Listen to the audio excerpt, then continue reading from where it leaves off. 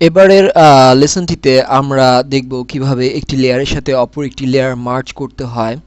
আমরা দেখতে পাচ্ছি যে আমাদের স্ক্রিনে দুটি লেয়ার রয়েছে, মূলত একটি লেয়ার 2 এবং একটি শেপ লেয়ার।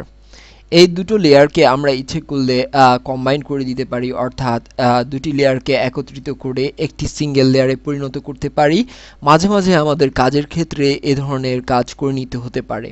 তো সেই ক্ষেত্রে আমরা মূলত প্রথমে যে লেয়ারটির সাথে যে লেয়ারটি মার্জ করব, প্রথমে উপরে যে লেয়ারটি থাকবে সেই লেয়ারটিকে সিলেক্ট করব এবং এই অবস্থায় আমরা যদি এই অ্যারো পয়েন্টারটি সিলেক্ট করি তাহলে আমরা দেখতে পাবো যে এখানে বেশ কিছু অপশন রয়েছে। আমরা এখানে একটি অপশন দেখতে পাচ্ছি যে মার্জ ভিজিবল। এই অপশনটির মাধ্যমে আমরা মার্জ করতে পারি একটু নতুন ওয়েতে। আমরা যদি মার্জ ভিজিবল করি তাহলে আমাদের টোটাল তিনটি লেয়ারই একসাথে মার্জ হবে। আমরা কন্ট্রোল জেড প্রেস করলাম।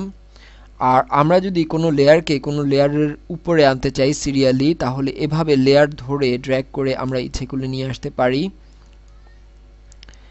এবার এই অবস্থায় যদি আমরা আবারও সেই অ্যারো পয়েন্টারে যাই তাহলে আমরা দেখতে পাবো যে মার্জ ডাউন বলে একটি অপশন আমরা পাচ্ছি, যেই অপশনটি আমরা লেয়ার 2 উপরে থাকাকালীন সময়ে আমরা পাবো না। কারণ হচ্ছে যে আমরা লেয়ার 2 সিরিয়াল যখন উপরে থাকছে তখন আমরা মার্জ ডাউন অপশনটি পাচ্ছি না, কারণ আমাদের নিচে যে লেয়ারটি রয়েছে তা হচ্ছে শেপ লেয়ার। তো অবশ্যই খেয়াল রাখতে হবে যে শেপ লেয়ার এর সাথে অন্য বাই ডিফল্ট অন্য আরেকটি লেয়ার যা শেপ লেয়ার নয় তার সাথে মার্জ করতে অবশ্যই শেপ লেয়ারটিকে উপরে রাখতে হবে।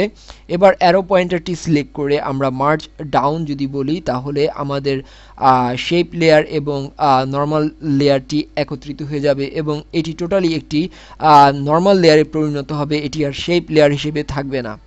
এই অবস্থায় এই দুটি লেয়ার একত্রিত অবস্থায় আছে, অর্থাৎ এটি মার্জ লেয়ার হয়ে গেছে। কন্ট্রোল জেড প্রেস করে আবার আমরা পূর্বের অবস্থায় ফিরে যাব। আমরা যদি আমাদের এই অ্যারো পয়েন্টারটি সিলেক্ট করি এবং এইখানে আমরা আরও একটি অপশন পাবো, তা হচ্ছে ফ্ল্যাটার্ন ইমেজ। অর্থাৎ আমাদের স্টেজে যতটি লেয়ার থাকবে সবগুলো লেয়ারকে একসাথে একটি ইমেজে যদি আমরা পরিণত করে ফেলতে চাই তখন আমরা ফ্ল্যাটার্ন ইমেজ অপশনটি সিলেক্ট করলে এটি একটি সিঙ্গেল ইমেজের আন্ডারে আসবে এবং একটি ইমেজে পরিণত হয়ে যাবে। এবং এই অবস্থায় যদি আমরা আর যদি কোনো আমাদের স্টাইল সিলেক্ট করা থাকে তাহলে তা একটি ইমেজে পরিণত হবে, তা আর স্টাইলের আন্ডারে থাকবে না। যেমন আমরা আগের অবস্থায় যাই এবং এই লেয়ারটিতে একটি আমরা স্টাইল দেই আমাদের স্টাইল অপশন থেকে।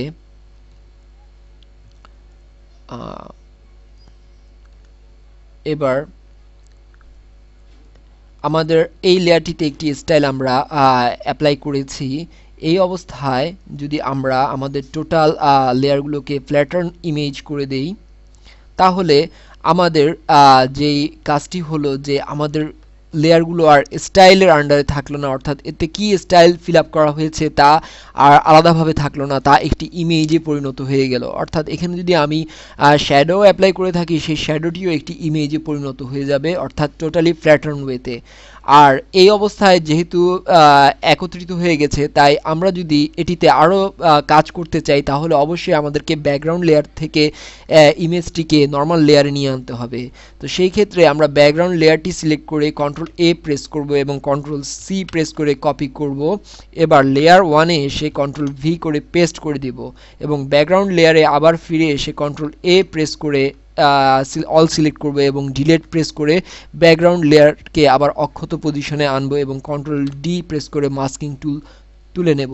এই অবস্থায় লেয়ার 1-এ এসে আমরা একে ইচ্ছে করলে এডিট করতে পারছি, কিন্তু একটি ব্যাপার লক্ষ্য করতে হবে যে আমাদের লেয়ার 1-এ হোয়াইট কালারটি অ্যাড হয়ে গেছে।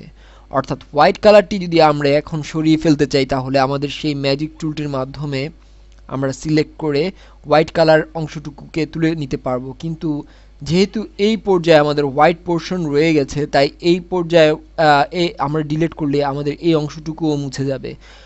আর এই অংশটুকুকে অক্ষত রাখতে আমরা আমাদের মাস্কিং টুলের মাধ্যমে ইচ্ছে করলে আমরা তা ফেরত পেতে পারি এভাবে, এবং ডিলিট প্রেস করলে আমাদের যে হোয়াইট লেয়ার ছিল তা মূলত আমরা সরিয়ে ফেললাম। তো এভাবে আমরা লেয়ারকে মার্জ এবং ফ্ল্যাটার্ন করে আমাদের কাজকে আরো বিভিন্নভাবে বিভিন্ন অ্যাঙ্গেলে গুছিয়ে নিতে পারবো।